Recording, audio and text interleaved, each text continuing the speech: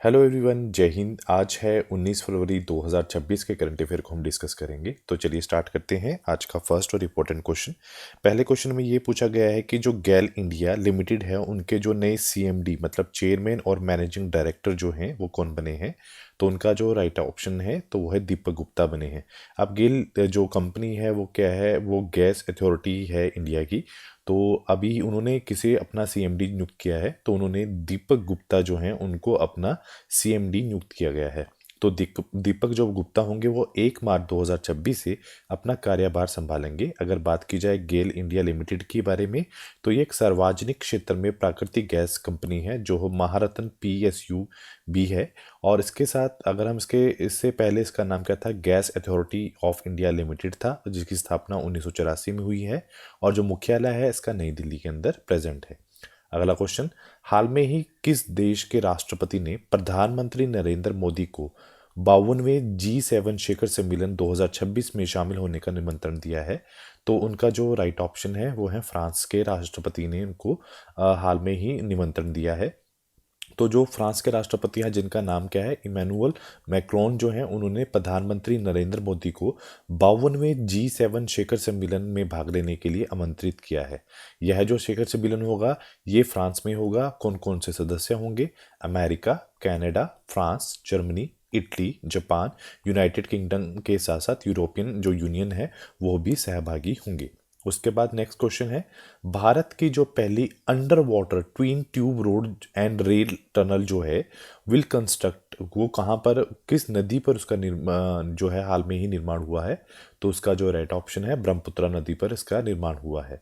तो हाल में ही आर्थिक मामलों के मंत्रिमंडलीय समिति ने लगभग 33 किलोमीटर लंबी जो 4 लेन परियोजना को मंजूरी दी है।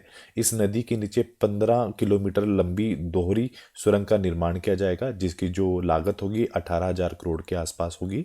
और यह जो सुरंग है आसाम में राष्ट्रीय राजमार्ग 15 पर स्थित गोहपुर को राष्ट्रीय राजमार्ग 715 पर स्थित जो नुमालीगढ़ से जो है जोड़ेगी। उसके बाद नेक्स्ट क्वेश्चन है, भारत और फ्रांस वार्षिक रक्षा जो वार्ता 2026 का जो आयोजन है वो हाल में ही जो कहाँ हुआ है। तो उसका जो राइट ऑप्शन है ये जो है बेंगलुरु में हुआ है। तो ये किसने किया है? तो 17 फरवरी 2026 में रक्षा मंत्री राजनाथ सिंह ने बेंगलुरु में फ्रांस की जो रक्षा मंत्री आई हैं कैथरीन वॉटरून के साथ छठी भारत फ्रांस वार्षिक रक्षा वार्ता की सह अध्यक्षता की है। यहाँ पर कैथरी वॉटरून ने फ्रांस के रक्षा मंत्री बनने के बाद ये उनकी पहली भारत की यात्रा है। यह वार्ता भारत फ्रांस के सुरक्षा सहयोग की समीक्षा हेतु की गई है। और उन दोनों ने मंत्रियों ने टाटा एयरबेस द्वारा तैयार H125 लाइट यूटिलिटी हेलीकॉप्टर का वर्चुअल उद्घाटन किया है। इस बैठक में 5वां एडिशन 11 से 13 अक्टूबर 2013 में फ्रांस में आयोजित किया गया था। नेक्स्ट क्वेश्चन में पूछा गया है कि किस राष्ट्रीय उद्यान में गामिनी चीता ने 3 शावकों को जन्म दिया है। तो उसका जो राइट ऑप्शन है कान्हो राष्ट्रीय उद्यान में इन्होंने दिया है। तो ये कहाँ पे प्रेजेंट है? ये मध्य प्रदेश के अंदर प्रेजेंट है। ये जो राष्ट्रीय उद्यान जो है। तो हमारे जो केंद्रीय पर्यावरण मंत्री है भूपेंद्र यादव ने ये बताया है कि मुख्य जो मध्य प्रदेश में कोनू राष्ट्रीय उद्यान में चीता गामनी ने 3 शावकों को जन्म दिया है, जिसे जो चीतों की जो कुल संख्या है वो 38 हो चुकी है। इनमें से 27 जो शावक जीवित हैं। और उसके साथ साथ प्रोजेक्ट चीता की बात की जाए 2022 में शुरू किया गया था।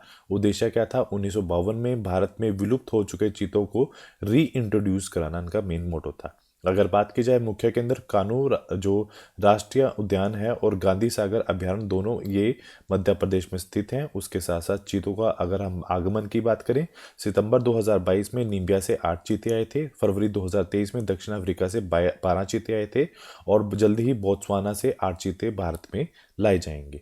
उसके साथ अगला क्वेश्चन है कि कौन सा राज्य हाल में ही जिन्होंने एडॉप्ट किया है कॉम्प्रिहेंसिव जो अर्बन पॉलिसी को। तो उसका जो राइट ऑप्शन है तो केरल राज्य ने इसको सबसे पहले अडॉप्ट किया है।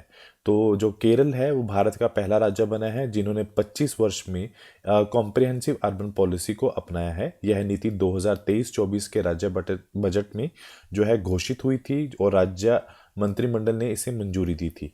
तो इसमें होता क्या है, तो अब होगा क्या, तो केरला अर्बन पॉलिसी कमीशन दिसंबर 2023 में गठित किया गया था, जिसने 2025 में अपनी रिपोर्ट को सौंपा था। अगर रिपोर्ट और सुझावों पर कोची में जो आयोजित जो सम्मेलन में चर्चा की गई है और उन्हें अंतिम नीति में शामिल किया गया है। आयोग के अनुसार और उनका जो अनुमान है वर्ष 2025 तक केरल की आबादी 80% आबादी जो शहरी हो जाएगी। उसके साथ साथ यह नीति जो है क्लाइमेट स्मार्ट सिटीज और वैज्ञानिक शहरी योजना और शासन प्रणाली को बढ़ावा देगी। उसके बाद नेक्स्ट क्वेश्चन है कि हाल में ही राष्ट्रीय राजमार्ग प्राधिकरण जो नाही है, national highway authority of India ने बी कॉरिडोर्स जो है योजना किसके समर्थन में शुरू की है? तो उसका जो राइट ऑप्शन है हनी बी और अदर पॉलिनेटर के समर्थन में उन्होंने शुरू की है। तो नाही का ये मानना है कि जो बी कॉरिडोर की अगर गलियारे की बात की जाए विकसित करने की घोषणा के पीछे जो उनका उद्देश्य है वो है बायोडाइवर्सिटी और एग्रीकल्चर प्रोडक्टिविटी को इंक्रीज करना, उनका मेन मोटो रहेगा। अगर बात की जाए उत्सव की तो ये एक एनिमल पॉलिनेटर पर निर्भर करती है और इन गलियारों में बहुत सारे जो समृद्ध पेड़ हैं वो भी लगाए जाएंगे, जैसे नीम है, करज है, मुहा है, पलाश है, जामुन है, सीरस जैसे पेड़ लगाए जाएंगे। और इसके साथ साथ सजावटी पौधों को भी जगह दी जाएगी फॉर द ग्रीन इंफ्रास्ट्रक्चर अपनाने में, इनको दिशा बदलाव भी किए जाएंगे। उसके बाद नेक्स्ट क्वेश्चन है कि दिल्ली में आयोजित इंडिया एआई समिट में शाही बुद्ध नाम के दो राष्ट्रीय पहलों की शुरुआत की है। ये किन्होंने जो शुरुआत की है किसके द्वारा इनिशिएटिव लिया गया है? जगत प्रकाश नड्डा द्वारा ये इनिशिएटिव लिया गया है। अब ये दोनों इनिशिएटिव कौन कौन से हैं? पहले है शाही strategy of agriculture intelligence in the health care of India. तो इसमें का जो पहल है वो क्या करने हैं? स्वास्थ्य क्षेत्र की सुरक्षित और को प्रमाण आधारित करवाना, समावेशी कराना, एआई का प्रयोग करना, और जो फोकस रहेगा इसका गवर्नेंस पर, डाटा मैनेजमेंट पर, वैलिडेशन पे, डिप्लॉयमेंट पर, एआई सॉल्यूशन के ऊपर, और जो मॉनिटरिंग इनके साथ रहेगी। दूसरा है बहुत तो जो benchmarking open data platform for the health artificial intelligence, यह आईआईटी कानपुर ने एक राष्ट्रीय स्वास्थ्य प्राधिकरण के साथ मिलकर इसके विकसित किया है। इसमें हेल्थ डाटा को साझे किए बिना एआई मॉडल उसको सिक्योर एवेल्युएशन करेगा। नेक्स्ट क्वेश्चन है हाल में ही मुख्निक जो सुरक्षा सम्मेलन का जो 62 एडिशन जो हुआ है वो कहाँ पर जो है अभी संपन्न हुआ है? तो उसका जो राइट ऑप्शन है तो ये जर्मनी के अंदर हाल में ही जो है संपन्न हुआ है। तो ये कौन सा एडिशन था?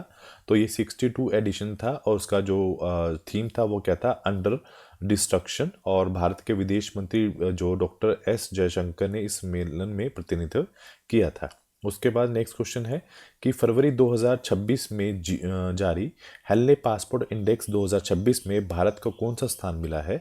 तो भारत को 75वां स्थान हाल में ही मिला है। अगर बात की जाए स्थान के साथ साथ वर्ष 2026 में भारत को पासपोर्ट को 75वां स्थान मिला है। पिछले वर्ष हम कौन से स्थान पर थे? 85वें स्थान पर थे। वर्ष 2026 की शुरुआत में हम 80वें स्थान पर आ गए थे। अब भारतीय नागरिक 56 देशों में वीजा फ्री या फिर वीजा ऑन अराइवल की सुविधा के साथ यात्रा कर सकते हैं। जबकि बात की जाए टॉप 3 देशों की तो वो सिंगापुर है, जापान और दक्षिण कोरिया है, स्वीडन और संयुक्त जो है अमरीत है, यूएई है, इसके साथ थर्ड रैंक पर है।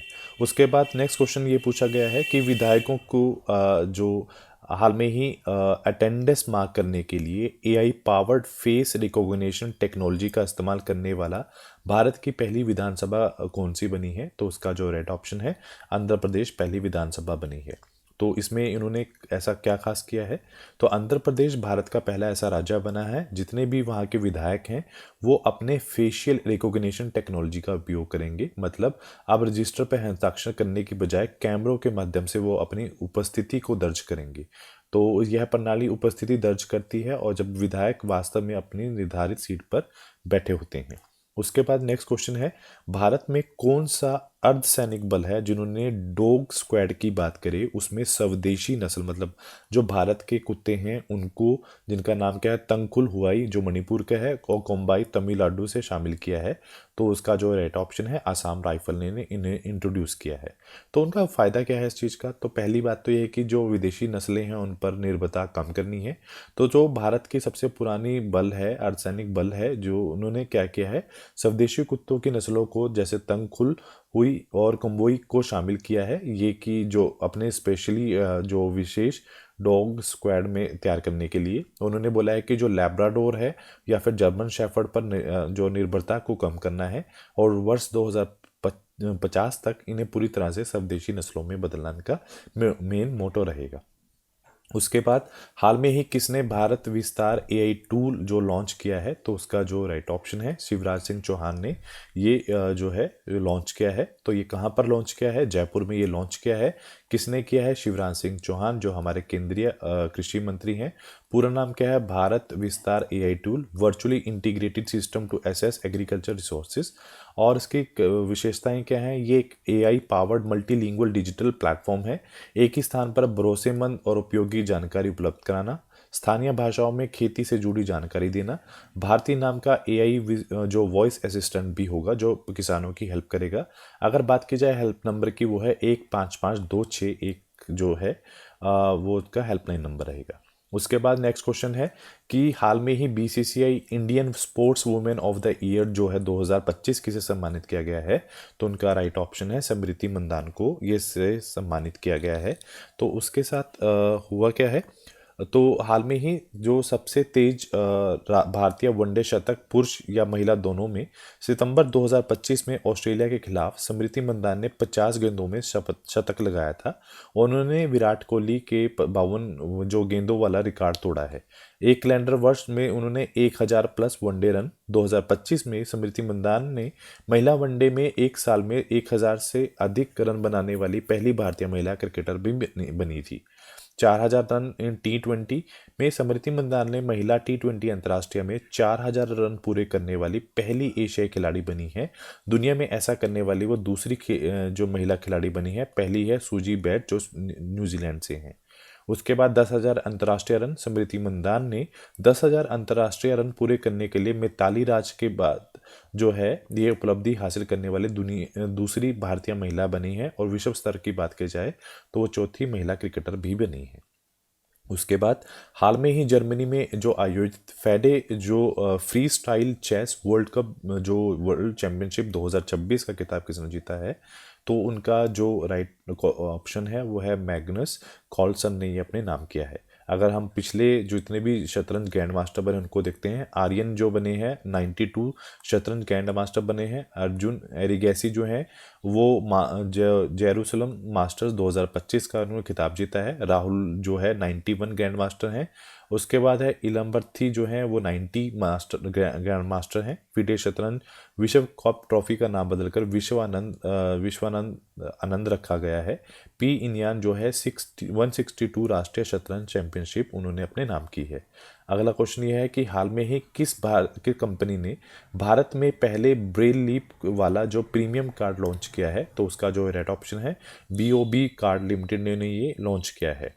तो इसमें हुआ क्या है, जो बैंक ऑफ बड़ौदा है इन्होंने ये पहला कार्ड लॉन्च किया है। यह भारत का पहला ब्रेल लिपि वाला प्रीमियम कार्ड लॉन्च किया है। ये किसके लिए बनाया है? जो लोग जिनको दिखाई नहीं देता, दृष्टिबंधित लोगों के लिए बनाया गया है, ताकि वो बिना किसी की मदद लिए क्रेडिट कार्ड जो है उसका उपयोग कर सकें। कार्ड पर जो है ब्रेल लिपि द्वारा उभरे हुए डॉट बने हुए हैं जिनको वह स्पर्श कर पहचान सकते हैं। अगर देखा जाए जो वर्ल्ड ब्रेल डे है वो 4 जनवरी को मनाया जाता है। वो ब्रेल लिपि का आविष्कार लुई ब्रेल ने किया था। दृष्टिबंधित छात्राओं के लिए पहली जो लाइब्रेरी खोली गई है उत्तर प्रदेश लखनऊ में।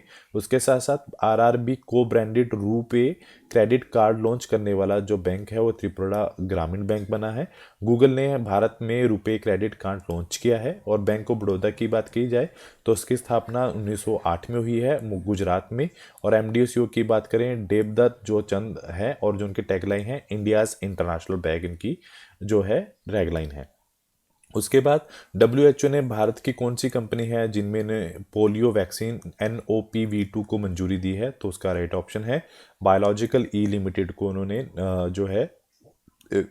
जगह दी है।